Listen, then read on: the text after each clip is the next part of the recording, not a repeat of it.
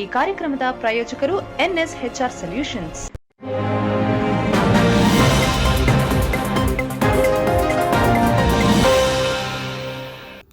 ಕಾವೇರಿ ಕ್ರಿಯಾ ಸಮಿತಿ ಹೋರಾಟ ಸಮಿತಿಯ ಅಧ್ಯಕ್ಷರಾದ ಎಸ್ ಜಯಪ್ರಕಾಶ್ ನೇತೃತ್ವದಲ್ಲಿ ಎಂದಿನಂತೆ ದೊಡ್ಡ ಗಡಿಯಾರದ ಮುಂಭಾಗ ಶನಿವಾರ ಕಾವೇರಿ ಕ್ರಿಯಾ ಸಮಿತಿ ಆಶ್ರಯದಲ್ಲಿ ಕಾವೇರಿ ನೀರಿನ ವಿಚಾರದಲ್ಲಿ ರಾಜ್ಯಕ್ಕೆ ಆಗುತ್ತಿರುವ ಅನ್ಯಾಯಗಳನ್ನು ಖಂಡಿಸಿ ಕಾವೇರಿ ಕ್ರಿಯಾ ಸಮಿತಿ ವತಿಯಿಂದ ಹೋರಾಟ ಹಮ್ಮಿಕೊಳ್ಳಲಾಗಿತ್ತು ಮತ್ತು ರಾಜ್ಯದ ಜನತೆಯಿಂದ ರಾಷ್ಟ್ರಪತಿಗಳಿಗೆ ಕಾವೇರಿ ನ್ಯಾಯಾಧಿಕರಣದ ವಿರುದ್ಧ ಅರ್ಜಿ ಬರೆದು ದೂರು ನೀಡುವ ಮೂಲಕ ಹೋರಾಟಕ್ಕೆ ಇನ್ನೂ ಹೆಚ್ಚು ಶಕ್ತಿ ತುಂಬಲೆಂದು ಈ ಹೋರಾಟ ರೂಪಿಸಿರುವುದಾಗಿ ಕಾವೇರಿ ಕ್ರಿಯಾ ಸಮಿತಿ ಅಧ್ಯಕ್ಷರು ಹಾಗೂ ಚಲನಚಿತ್ರ ನಾಯಕ ನಟ ಜಯಪ್ರಕಾಶ್ ಜೆಪಿ ತಿಳಿಸಿದರು.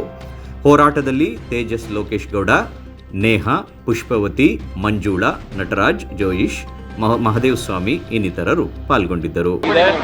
ನಾವು ಕಳೆದ ತಿಂಗಳು ಬಹಳ ಬರದ ಚಾಹೆ ಕರ್ನಾಟಕದಲ್ಲಿ ಒಂದು ತೊಟ್ಟು ನೀರು ಇರಲಿಲ್ಲ ಅಂಥ ಸಂದರ್ಭದಲ್ಲಿ ನಮ್ಮ ಕಾವೇರಿ ಕ್ರಿಯಾ ಸಮಿತಿಯ ನೇತೃತ್ವದಲ್ಲಿ ಆಶ್ರಯದಲ್ಲಿ ತಲಕಾವೇರಿಗೆ ನಾವು ಹೋಗಿ ಅಲ್ಲಿ ಕಾವೇರಮ್ಮನಲ್ಲಿ ಅಗಸ್ತೇಶ್ವರ ಹಾಗೂ ಭಗಂಡೇಶ್ವರ ಆ ದೇವರಲ್ಲಿ ನಾವು ವಿಶೇಷ ಪೂಜೆಯನ್ನು ಸಲ್ಲಿಸಿ ನಾವು ಪ್ರಾರ್ಥನೆ ಸಲ್ಲಿಸಿದ್ವಿ.